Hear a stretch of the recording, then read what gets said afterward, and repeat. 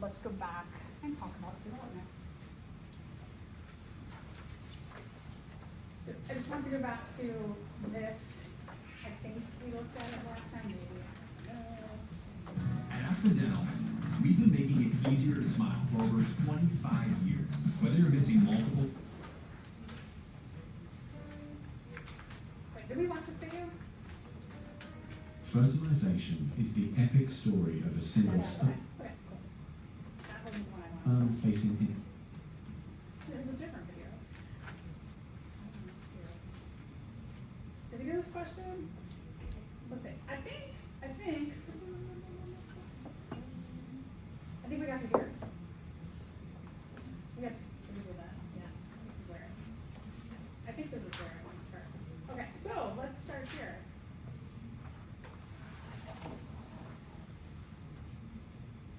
Alright, so what we're seeing here is this really great video showing you in a petri dish of a sperm has just fertilized an oocyte.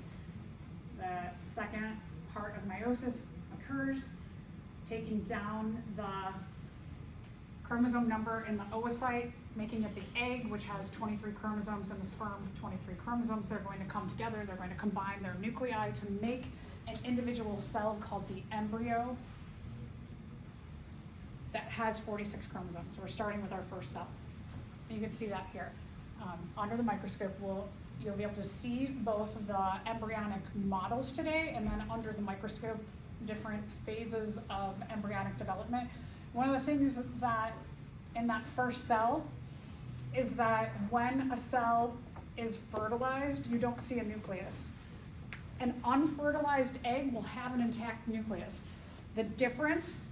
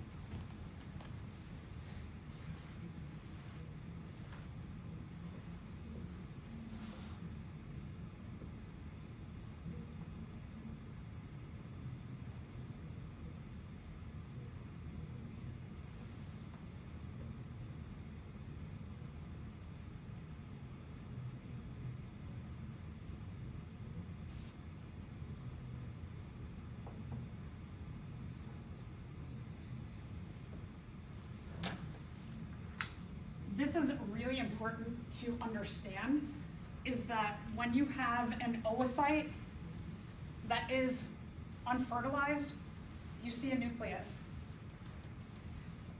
During cell division, you don't see the nucleus. So the zygote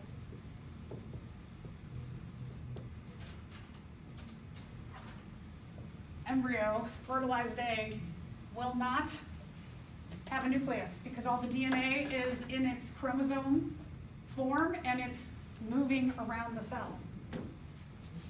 Whereas this, when we're talking about an unfertilized egg, it is not undergoing cell division. So you see a nucleus and a nucleolus.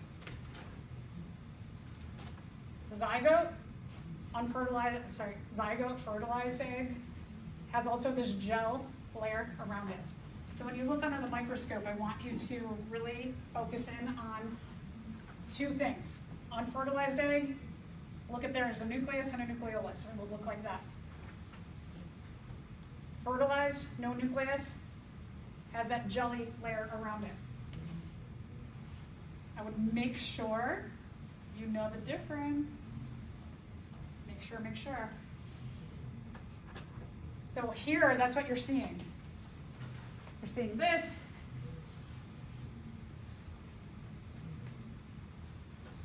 We're we're going to see the process of cleavage begins here. Cleave means to split. So we call this process from 1 cell to 2 cells to 4 cells to 8 cells, 16 cells, cleavage, because the cells are cleaving in half.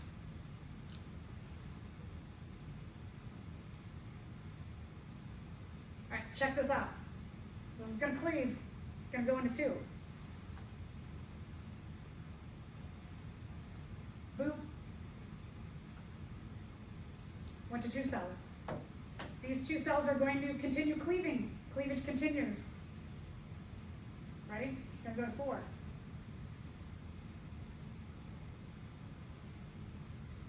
Boop.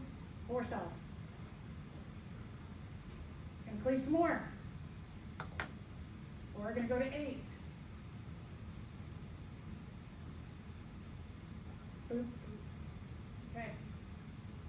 The 8 are going to go to 16. The 16 are going to go to 32. They're going to have an exponential growth. So let's see what continues to happen here.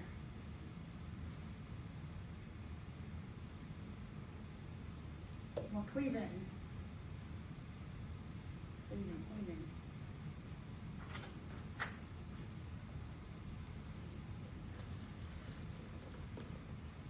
It's so cool that we can see this in a petri dish.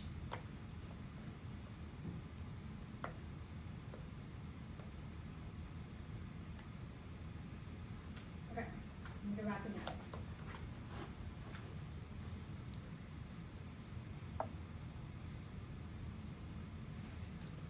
One of the things I want you to pay attention to now this time around is that the mass here, when we start, dark color, okay, mass, right, it's about like that.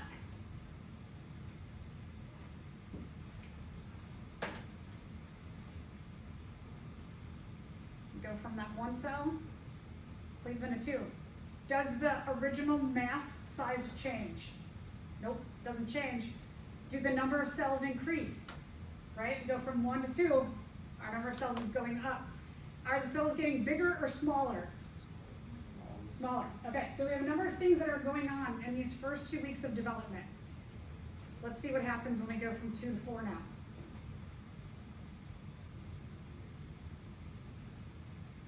Did the mass size change? Nope. Number of cells go up? Yep. Size of the cells get smaller. Yep. Okay. So in the first 2 weeks of development, we've got this kind of phenomenon that's happening, is that the mass from that original embryo doesn't change in the first 2 weeks.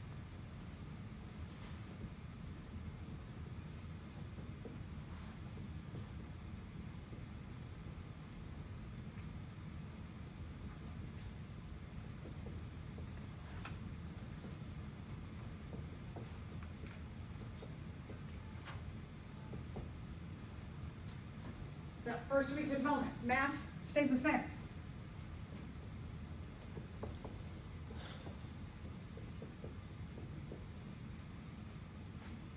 Number of cells go up, right? Every cleave, get more and more and more cells.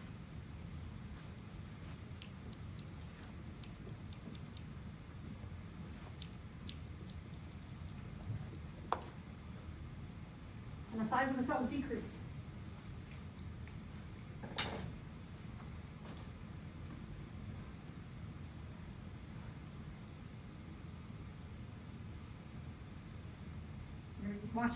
We are going to watch this video again with all of this in mind. I'll give you a second if you want to write that down.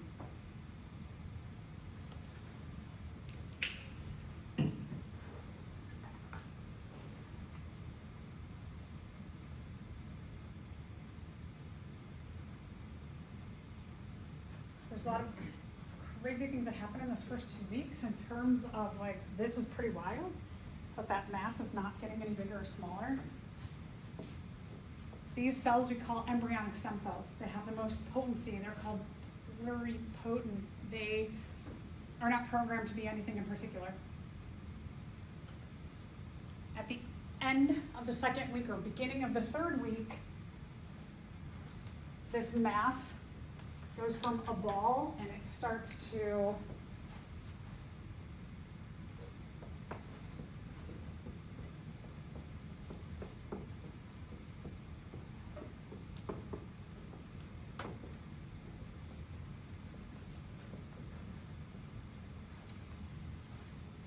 become like a Pac-Man. And it looks like somebody takes this ball of cells and pokes their thumb in it. And begins at the beginning of the second week, gastrulation. And gastrulation, the cells start to commit to being one of 3 different categories of cells, and their potency goes down a little bit. So they still have a pretty high potency in terms of stem cells and their flexibility, but they are starting to commit at the beginning of the second week. So when people talk about embryonic stem cell research and they get a little like, wait, there's a lot of controversy here. I'm just going to tell you the controversy. I'm not going to insert my opinion, but what the controversy is about is that, like here, how this is happening in a petri dish. It's not happening inside of a human. This could be a video of somebody undergoing IVF. And it could be that they have taken sperm and egg and put them together, and then they're going to take this ball of cells in this 2 weeks and they're going to implant it into a uterus. But this also could just be done for the sake of an educational video. Okay, so let's say that further down the line, 10 years from now, that this, what's happening right here, that somebody is taking this and they're like, I know that I could make 1,000 livers out of this ball of cells to cure 1,000 people of some kind of liver disease. Can we all agree that would be awesome to cure people of liver disease? Right? Anybody disagree that it would be bad to cure someone of a disease? Okay, so that'd be great, right? So a lot of people say we need this kind of research. We need to be able to do research on embryo or embryonic stem cells because there are potential cures out there using them. Because in the first 2 weeks, these are not committed to being anything in particular. They're flexible, they're potent. The other side of the coin, the other side of the argument is, if we're doing this, this embryo has a destiny to become a human. And now doing liver research, while still, like, right, we agreed that could be a really good thing to cure people, we have taken away the destiny of this human to become livers. And people say we can't mess with that.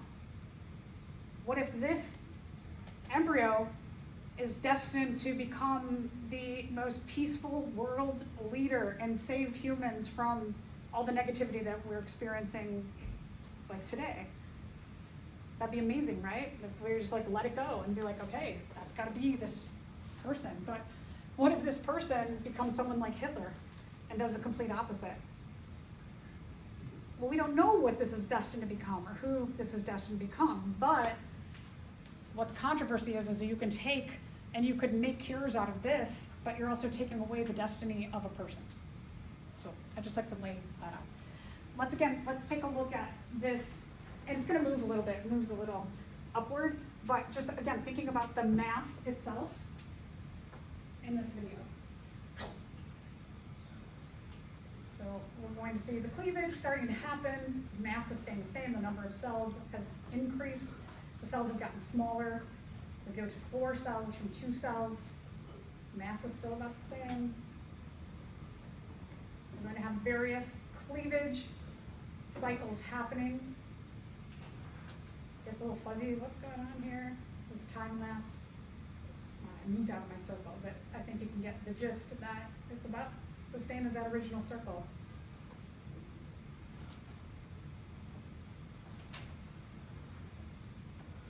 And this is approximately the first couple weeks of development.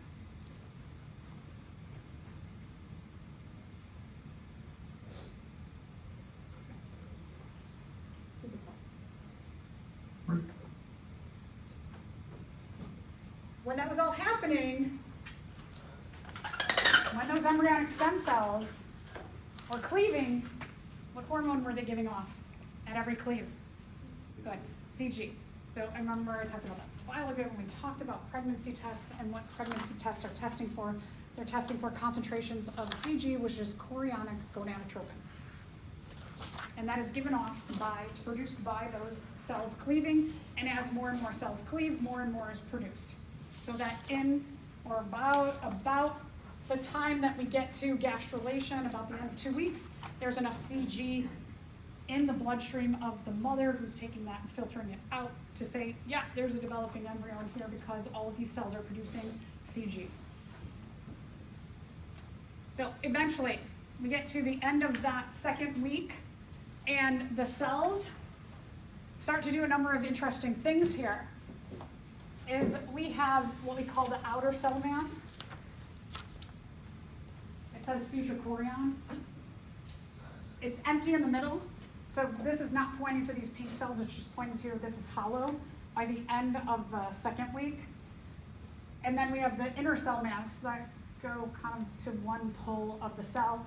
So we've got a few things that are happening. Is from that original one zygote, the genetics that that zygote has, it starts to produce an inner cell mass that becomes the embryo, the fetus, the baby, the human. These yellow cells on the outside, they become all kinds of accessories, like the embryonic fluid, the embryonic sac. We're going to talk about chorionic villi that come out of the umbilical cord and embed into the placenta.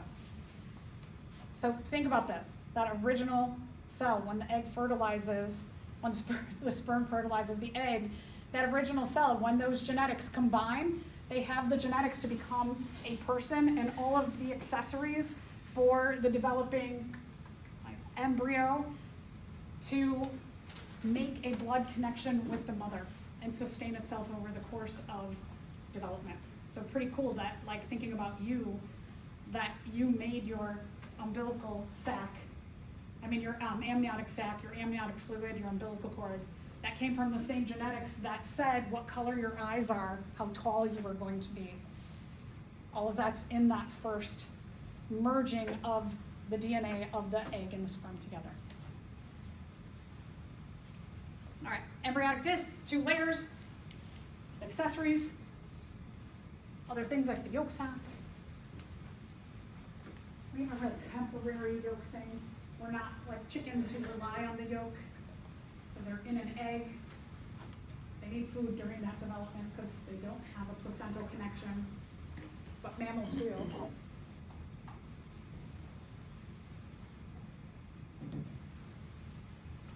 This embryonic disc develops into the gastrula. As I mentioned, gastrulation is about the beginning of the second week. The potency of the cells changes. They start to commit to being 3 different categories of cells. So in terms of stem cell research, is once gastrulation occurs, that whatever one of 3 categories the cells at the beginning of the second week have committed to going into, you could kind of like mess with them genetically to become only what's in that category. Whereas in the first 2 weeks, you can mess with those cells to become whatever you want to mess with them to be. So gastrulation looks like a little poke in the side of the blastula. We get specialization further of cells. We call those layers the endoderm, the ectoderm, and the mesoderm.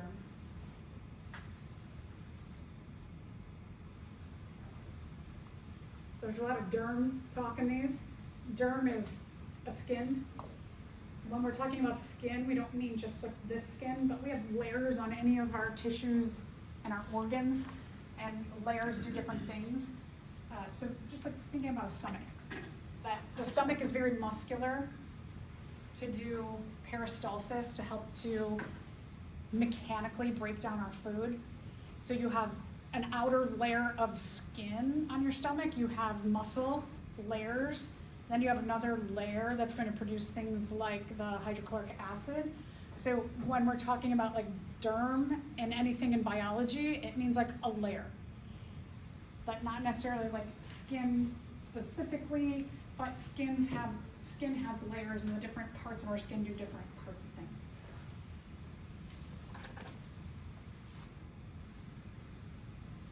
Eventually, after gastrulation, you have what's called organogenesis. And not just organs, could be glands, tissues, cells, organs, like things in our, after gastrulation, they commit to being very specific something. Are these all like stem cells or is Um, it different than stem cells? So once you have, after gastrulation, so you go from, stem cells start to get limited very quickly after gastrulation. And so after gastrulation, we end up having what we call adult stem cells. We have very few kinds of adult stem cells. We're probably going to learn, maybe one of you will figure out different kinds of adult stem cells. We know we have stem cells as adults in our bone marrow. And those bone marrow cells can be manipulated to become different things in our circulatory system. We also have stem cells in our brain, but they're still figuring stuff out about that.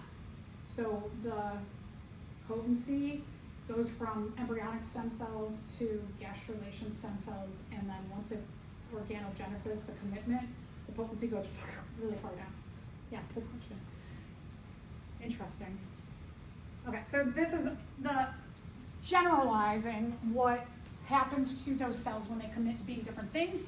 When we're talking about endoderm cells, they become digestive and respiratory tract cells. We're going to see there's some overlap because some of them will be like the outer parts of digestive and respiratory, and some of them become like the middle parts, and then some will become the inner parts.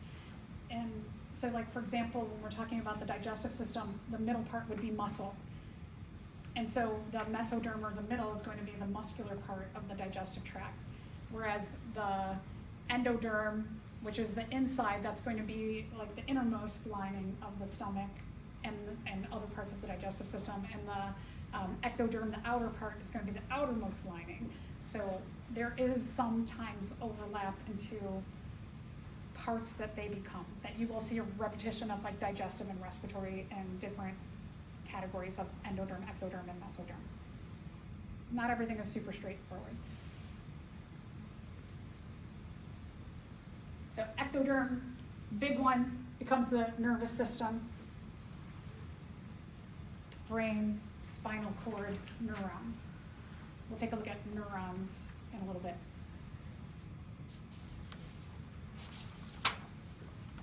And then the mesoderm, the middle, again, got big one, circulatory system. Skeleton.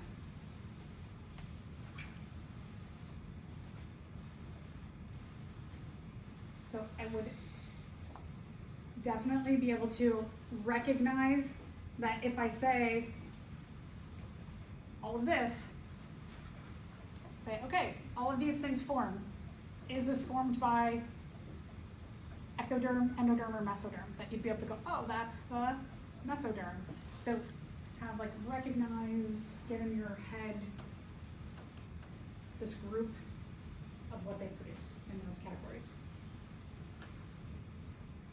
So here is about day 4 of cleavage. What this is showing you is a solid ball of cells. This is called the morula. And then just a couple days later, we start to get what's called the blastocyst. And the blastocyst, it's like second week is the blastocyst, or called blastula. And the cells all migrate to the outside. So it's hollow. Morula is our last solid ball of cells. Blastula, the cells migrate to the outside. It's hollow. Blastula is kind of like a raspberry, if a raspberry were totally enclosed.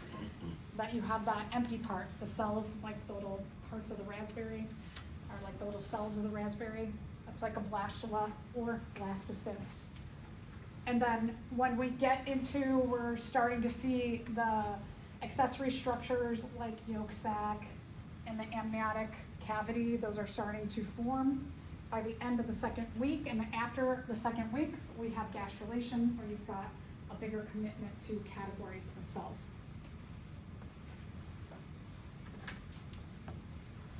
So if an animal is missing its skin epidermis upon birth, which of the following would cause it? The loss of which one? Okay, good. So the loss of the ectoderm. You lose your ectoderm, you miss your skin epidermis. organogenesis, again, commitment, further commitment beyond gastrulation. And this is just kind of an interesting picture to show you that this is a nice visual of the ectoderm, nice visual of the mesoderm, nice visual of the endoderm.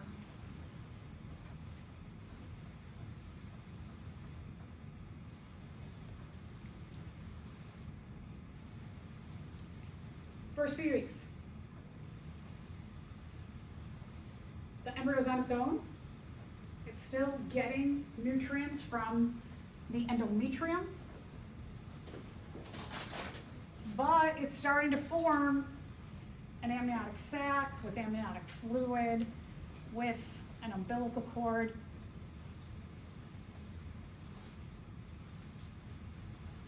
That all these little accessories are going to be further protection and relationship with the mother's body.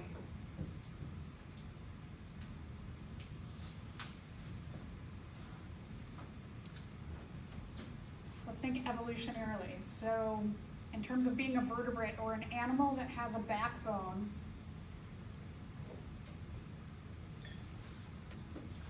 the transition from water to land, where if you remember, it was kind of like a mud skipper type fish, where it had very primitive lungs. It had to walk from water pool to water pool.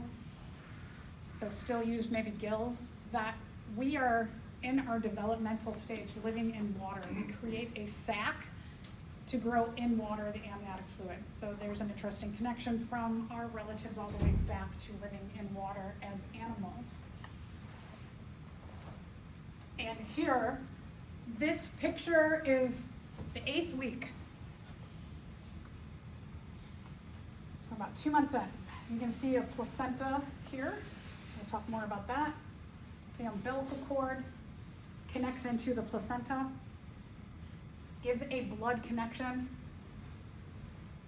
See circulatory vessels. Still see endometrium around. Remember, the endometrium's around the whole pregnancy because it's producing progesterone and estrogen. It's keeping those levels high. Got the amniotic sac, just gives another layer of protection and amniotic fluid inside. Coming out of the umbilical cord are these finger-like structures called chorion, or chorionic villi. And these, from the umbilical cord, you get these branches at the end that are going to reach into the placenta to allow for the placenta here makes a space with blood inside, and the chorion reach into that bloody space so that you can have the exchange of what needs to be given off from that embryo, like waste products, carbon dioxide, for example, and then also diffusing in from the mother can be things like oxygen, nutrients, energy sources. So you get that reaching into pools of mother's blood.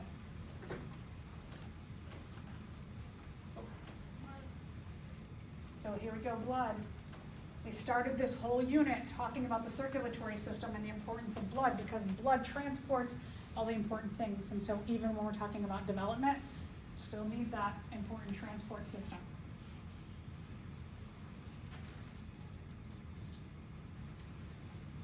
So that umbilical cord, sorry, umbilical cord reaches into the placenta.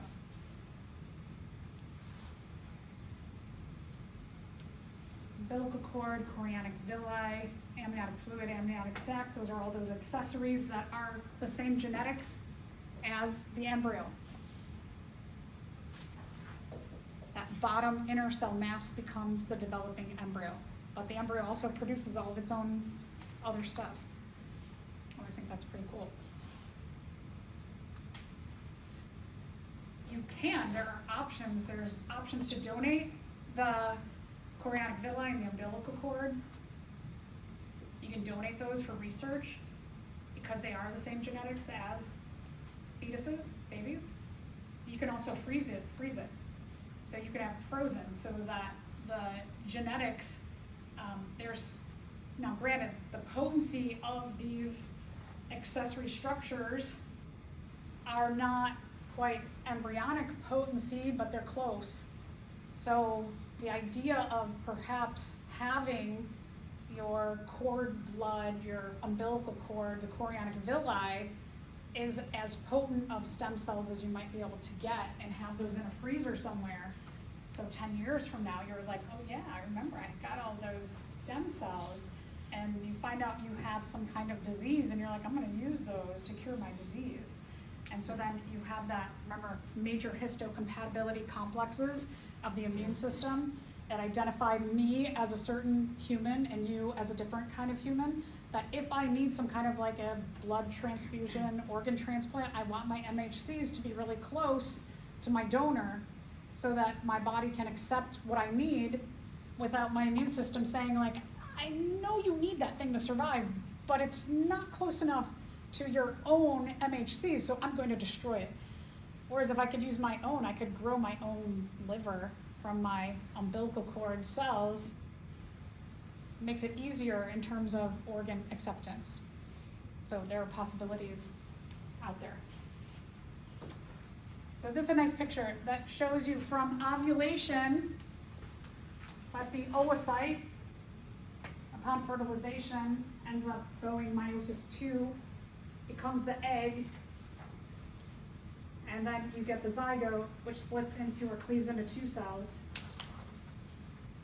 The morula, so in the first 4 days, we have a solid ball of cells, 2 to 4 to 8 to 16, to eventually the morula here. When the cells start to migrate to the outsides, you have the blastula or blastocyst, which by the end of the first week, beginning of the second week, embeds itself into the endometrium. And about in the second week, you start to get all of the accessory structures. Here, what you can see is that we have this like temporary yolk sac, very temporary. That gets used up, the nutrients in there gets used up pretty quick. But then we start to make our umbilical cord in the first couple weeks. And then see all these, looks like little fingers here. These are reaching into the placenta. All right, so a bit about the placenta. The placenta is produced by the mother, by her body.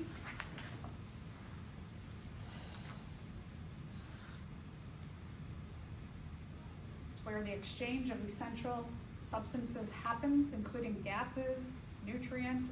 I'll talk about sometimes the exchange of not so great stuff can happen across the placenta too. Placenta looks kind of like this. The placenta, look at that umbilical cord. Umbilical cord comes out, makes a connection with the placenta. Placenta is called the afterbirth because the baby will come out of the vagina, but you still have this inside. So this has to be pushed out after birth happens. And this is what they're keeping from doing a snip here. You can keep this and freeze it. You can donate it for research. On occasion, some cultures eat it, freeze it, like make it into pills. Other animals, we're an animal. Other animals, they're out there, you know, you're a giraffe and you're out in the savannah and you're a giraffe, you're this tall, and plop goes your baby, right? Plop comes out the placenta, and all the while you're like, oh gosh, I'm giving birth, and where are the predators? Uh-oh. And this has been very hard on the body to give birth, that the giraffe's instinct may be to eat this up because it's full of nutrients and blood, and it could be a quick, nutrient-rich snack. A lot of other animals, the mother eats this immediately. So as humans, people we'll have it sent off and have it, frozen into a powder form and then put into pills, and then the person will take the pills every day, because there's maybe a lot of nutrients in there. Not sure the research on that, but just to know, some human cultures will take this and plant it with a tree seedling, and the idea is that it nurtures the tree, and it's the baby's tree that their umbilical cord and their placenta is nurturing. So you'll hear different things about in terms of what happens with the placenta or afterbirth. One, placenta, often not remembered that all these things that are happening produce a lot of hormones. So the placenta is part of going back to the follicle cells, that way back in the uterus you had the nucleus, that all of these follicle cells are developing, and the follicle cells become the corpus luteum. And the corpus luteum, they mature to produce estrogen and progesterone.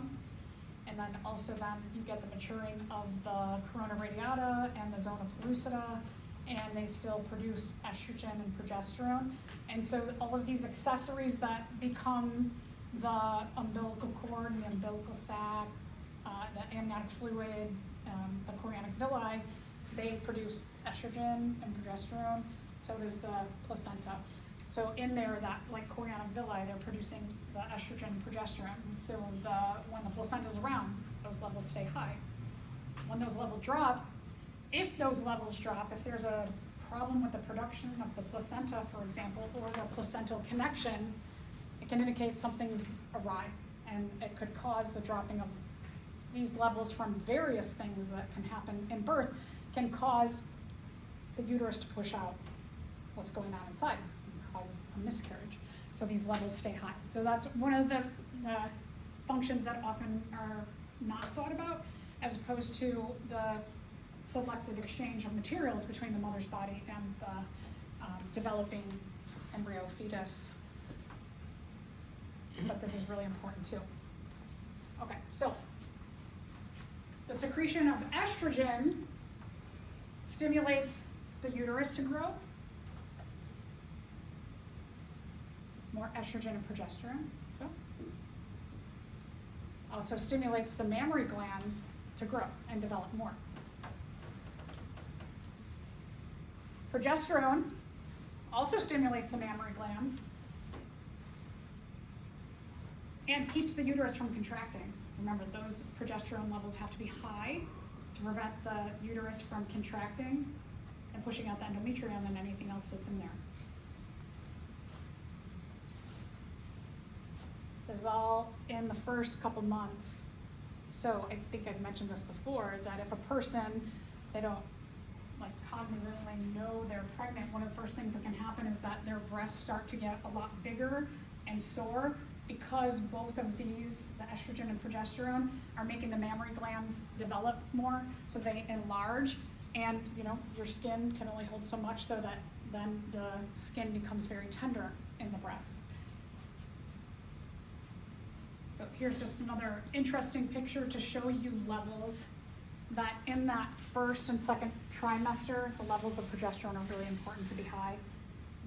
In the third trimester, it's not that this is low, it's just not as high as at that kind of transition from the first to second trimester.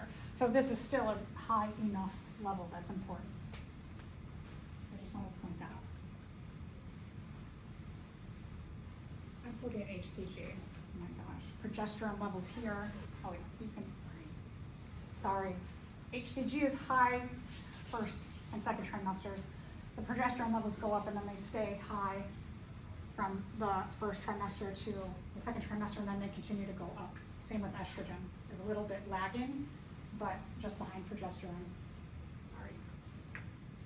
All right. Placenta also is important for the essential exchange of materials, like oxygen and carbon dioxide, for the purpose of cellular respiration.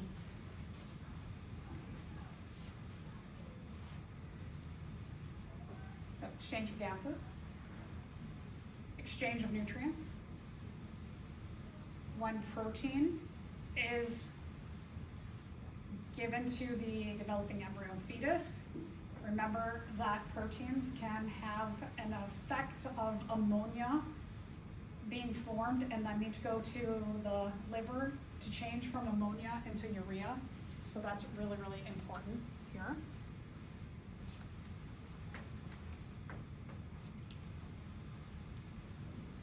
Just a different picture showing you a chorionic villi from the umbilical cord reaching into blood areas between the placenta, the parts of the placenta produced by the mother, and the parts of it produced, the chorionic villi and umbilical cord produced by the embryo, the fetus. Here's the downfall though, is that other things can be diffused across the placenta to the developing embryo and fetus. So if a person gets sick, gotta check in with the doctor or your medical practitioner. Because if you're taking any kind of medication, you gotta check in. Is it okay to take that?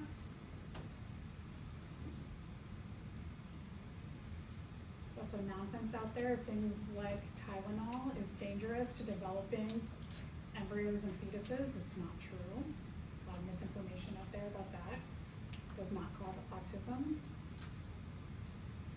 Good to check in with a medical practitioner about anything you put in your body. Back in the 1950s, there were all kinds of ads about women super pregnant with a martini and a cigarette. Do we encourage that today? No, we've learned a lot more. And a number of things that we've learned is the nicotine, whether you're talking about smoking, which has gone down, down, down, but people are vaping nicotine things. So we know nicotine, not good for developing embryos in no matter what form. Recreational drugs, not good. Alcohol, the research, I'd say when I had my first child, the research came out then, this was 15 years ago, that said no amount of alcohol is safe for a pregnant person to have. Now we're saying no amount of alcohol is safe for any person to have, not even a pregnant person. But now we're learning, and it's kind of interesting that going from the 1950s when you had ads with pregnant women having a martini and a cigarette, and now we're saying that we all know nicotine is bad, right? We all know that. And now a lot of research is saying alcohol will be for your generation what nicotine was for my generation. That we eventually came along and found out, oh, none of it is good. Not any amount is good. Now we're finding out, oh no, not any amount of alcohol is good. It'll be interesting to find out things like THC and other drugs that are coming along, how much of that, any amount is good. I saw an article, I just laughed, it was in the Popular News. I like to read all the news sources to see what, the way things are being portrayed in the world. And it said, it's like clickbait, right? Find out what the healthiest alcohol is for you. And I was like, we know no amount of alcohol is healthy. So this is just, alcohol companies probably paid for this ad to encourage you to be like, don't stop drinking. There are healthy versions of it. There are not. So you've got to be careful in just in general, especially if you're growing another human inside of you. You have a, I like to call parasite. You want to take care of your parasite and what's going in. So I know I've been going back and forth using embryo and fetus. The big difference is in the first 2 months we call it an embryo, and after those 2 months we call it a fetus. I don't know, somebody said after 2 months that the developing organism looks human. I don't know what human it looks like until it's actually out of the body, so 2 months. Call it a fetus. Childbirth is actually 10 months, it's 40 weeks, which are 10 months. About 37 weeks is fully developed, but the longer a fetus can stay in and get up to 40 weeks, the better. Every day after,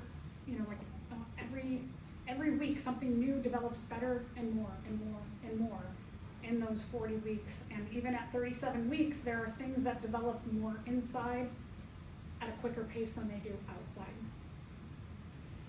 in the last couple months of pregnancy, the fetus, by hormones that are surging through the mother's body, the fetus, it could be sideways or the head could be up here, the fetus starts to migrate its head downward. The uterus continues for this whole time to stretch to accommodate a growing fetus.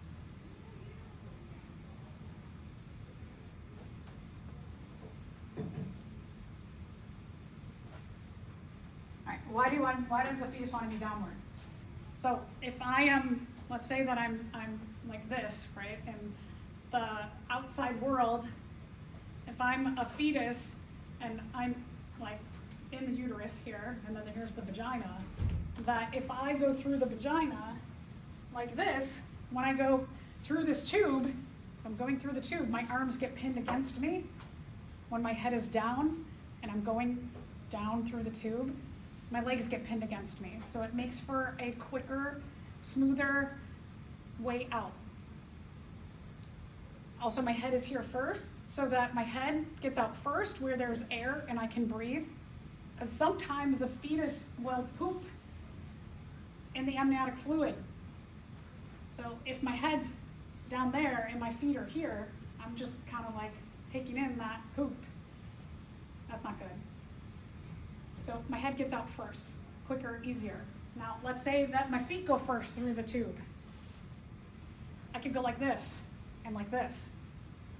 And they could be pulling one leg and the other leg is jammed into the uterus and my arms are jammed into the uterus and they're like, nope, they're staying in there. They're not coming out. My head's up in there too. So you get stuck. So if the head does not start to migrate downward in the uterus, they often will do things like the practitioner, if the head's over here, they will try to manipulate the fetus to move. They will physically try to do that. It's very painful for women. Can, like hard, you gotta be careful. You're also moving that fetus in there. So they try as much as they can to move it and manipulate it so that head is downward. If the head does not ever get downward, they will schedule the mother for a C-section. Now, there's been a lot of research about C-section babies versus vaginal born babies. And I know we talked about the microbiome, that when a fetus goes through the vagina, they pick up all kinds of bacteria. They pick up a huge part of their microbiome. Internally, the fetus is sterile. And so if you are cut out, you miss out on all of that vaginal microbiome. There's a lot of research that's been going on. They're making correlations between babies who were born vaginally have less asthma. That's one of the big ones. Now, I read the other day that it said, what is the link between things like ADHD and autism with vaginal versus cesarean C-section born babies? And the article presented it in a way like there was some correlation, but upon reading it, there was none. So if you read that title, you would have been like, oh. But I decided to read the entire article, and it was a lot of nonsense, a lot of words, a lot of talking, and then I got back to the last paragraph, and it basically said there is no correlation. Who's putting out this article? Why? I tried to dig into it, could not find it. So, be careful with what you read, especially just in life in general, your health. If you are having children, your children's health. Dig into what you are reading in the world. Because a lot of times, especially popular news, there's a lot of nonsense. I get really frustrated. I read a title and then I go, they never answered the title. They never backed up the title. Why was this put out? I don't know. Anyway. Whew, getting that fetus out is hard work, so we call that labor. Estrogen, progesterone, prostaglandins. Prostaglandins, if you remember that prostaglandins are produced by the bulbourethral gland that help with the contraction of a penis to go from down to up to better fit into the vagina. We have prostaglandins that are produced during childbirth. Prostaglandins are basically chemicals that help cells to contract, muscles to contract.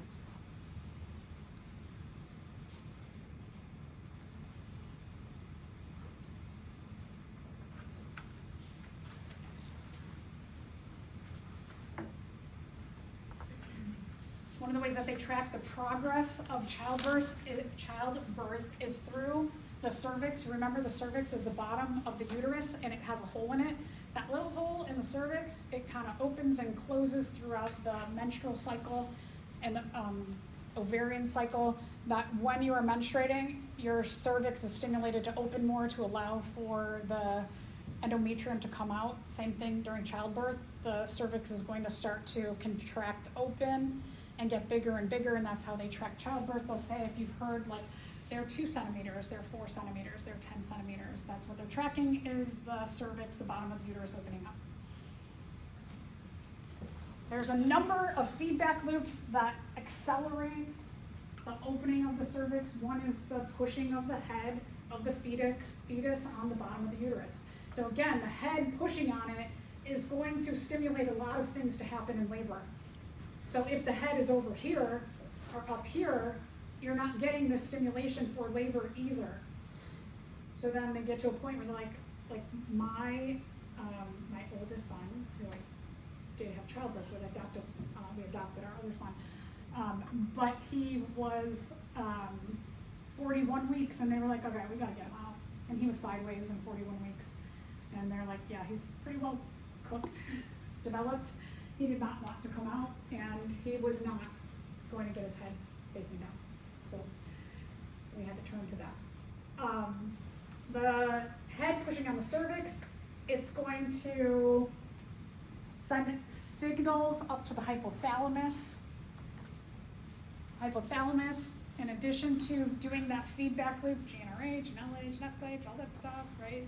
That they are going to also stimulate oxytocin, the loop of oxytocin to be released. Oxytocin is another hormone that's going to say, hey, uterus, contract. Levels of estrogen and progesterone are going to start coming down. They're going to make the uterus contract. The vagina, let's look at the cervix, the bottom of the uterus. The cervix is usually about this big. It has to open up. The vagina is about that big. It's got to open up. You've got the urinary bladder and the rectum and anus. You've got the vagina in the middle of them. So as this baby comes, it's going to push everything open. It hurts. It's hard. So all these feedback loops go, go, go, go, go, go, go, go, go, go, go. This is laborious or labor because one, it's really hard to push a head out through a small tube that has to stretch open. Plus it's hard to produce all of these different hormones to accommodate all of this too. So it's a lot of work on the body. So positive feedback loops go, go, go, go, go, go, go, go, go, go, go, and then a fetus is out. But then the body's like, wait, there's something else in there. The placenta also has to be pushed out. So really, these positive feedback loops don't stop until the placenta is out. Because the vagina is only so big, in vaginal childbirth, the head, the bones of the head aren't fully fused together yet. That has evolved in a positive way so that the bones of the head can squish. They can mold and change their shape to allow for squishing through the vagina temporarily. So if somebody has a long labor, sometimes there are rings from the different points of pushing through the vagina.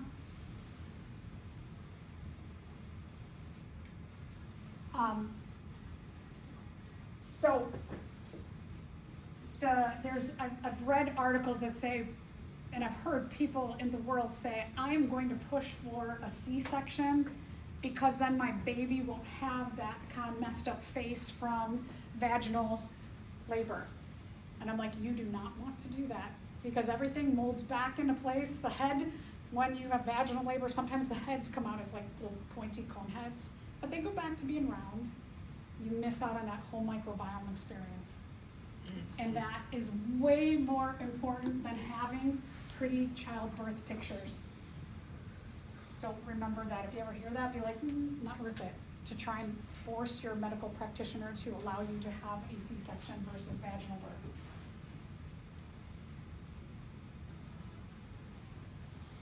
The uterus contracts until the placenta is out. Again, we call it afterbirth. It comes after the birth of the child.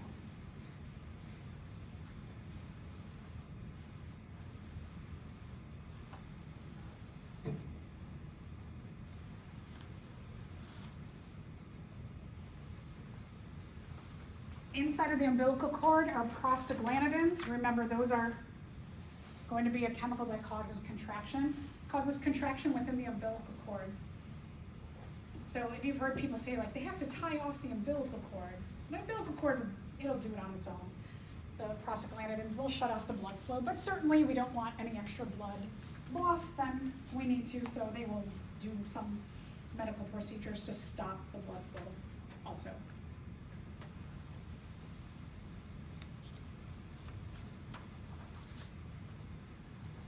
I've got a bunch of interesting pictures for you. So here again, if you look at development, now remember that usually the uterus is maybe like this big, and then it accommodates something that's between 7 and 12 pounds on average, more or less. That when you have something suddenly from like this size in your urogenital area, and then it becomes, you've got 10 pounds of it in there, it's going to push on all of the organs. So it makes it, as development happens, it makes it harder and harder and harder for those organs to function appropriately. It can be really tough. Also again, vagina, you can see the accommodation from here, the cervix opening, the vagina. That's a lot. It's labor, it's hard. Just gives you another perspective of how that pushing can be tough. You can also see that as as development goes on, there's pushing onto the spinal cord too. So I was just last night at a friend's house. She's just 8 months pregnant, and she's walking around like this, like, because the baby, the fetus is really pushing on her lower spinal cord. She's in a lot of pain. Does the water breaking occur because the cervix opens? Yeah, that's the Okay. beginning of it. Yeah. The water is the amniotic fluid. Okay, a little bit about milk production. It begins at about week 5. So again, like I said, that in that early stages of development, that the stimulation of oxytocin and the development of the mammary glands, you have, could be more space inside of the breast that gives you an idea like something's making the breast get bigger. There's 2 hormones, oxytocin and prolactin, that are associated with the breasts.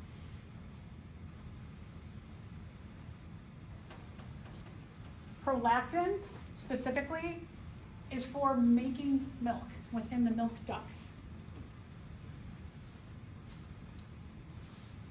Sometimes if women are having a hard time breastfeeding, it's because their prolactin levels for some reason are low.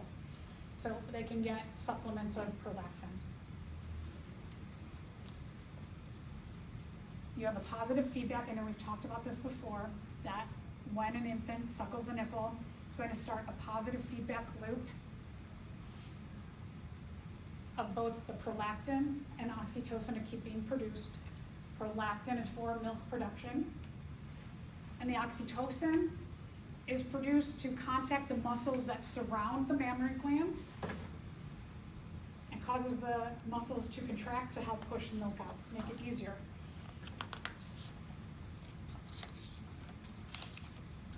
As long as the suckling of the nipple happens, then the cycles of prolactin and oxytocin continue, and milk continues to be produced and ejected.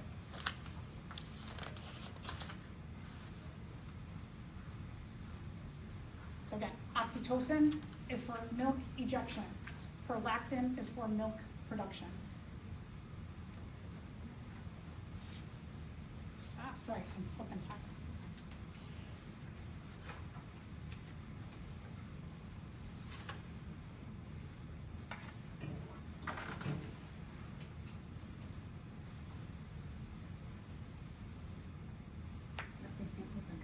If a woman were unable to produce milk due to an endocrine, let me start over. If a woman were unable to produce milk due to an endocrine gland disorder, she might consider prescribed injections of what to alleviate the problem. Prolactin. Good, right. Prolactin is for producing milk. So think like prolactin produce. Oxytocin, ejection. I don't know what to make with that. Sometimes students have a question of how do you get twins? So, if we are talking about identical twins, so this is all in reference to identical twins. That identical twins, one egg and one sperm come together. And then that process of cleavage happens, 1 to 2 to 4. Somewhere in the first couple weeks, the ball of cells splits into 2 balls of cells. Why? Oh. A lot of times you see the commonality of identical twins happening in families, so there's got to be some kind of genetic factor there. Okay, so ideally, what you want to happen is those 2 balls of cells up at the top, that when they implant into the endometrium, they implant on opposite sides of the uterus, because that gives the opportunity for them to each have their own placenta. So they each get their own filtration system of the bad stuff and delivery of the good stuff. Sometimes they implant up top, not quite on complete opposite sides, and what can happen is they can share a placenta. Now, if they're kind of equidistant implanted in the uterus, they both get an equal amount of service from the placenta, which is good, but not as good as that. Now, sometimes they implant really, really close together.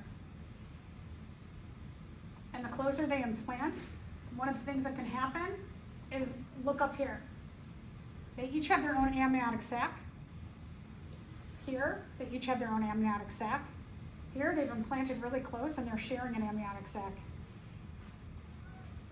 So not only are they sharing a placenta really close together, but they're also sharing an amniotic sac. And what can happen here is what's called parasitic twins. Is that because they're sharing so much, one could just, for whatever reason, develop better, quicker, faster, and it takes more of the placenta and things that are in the amniotic sac than the other one, and this one basically like just dies off in the uterus, in the amniotic sac. So having different amniotic sacs is way better. Having different placentas way better. Not good. Fraternal twins. Fraternal twins are 2 different sperm and egg. Fraternal twins are like brother, in this case they're showing like a male and a female. They have a male, female develops, and they came from different sperm and egg. It's kind of like brothers and, well, excuse me, siblings that are born at the same time. Right? If you have a sibling, they are from a different sperm and egg than you are. But you just happen to grow in the same uterus. Same rules apply. Implantation further apart, better. Different amniotic sacs, better. Individual placenta, better.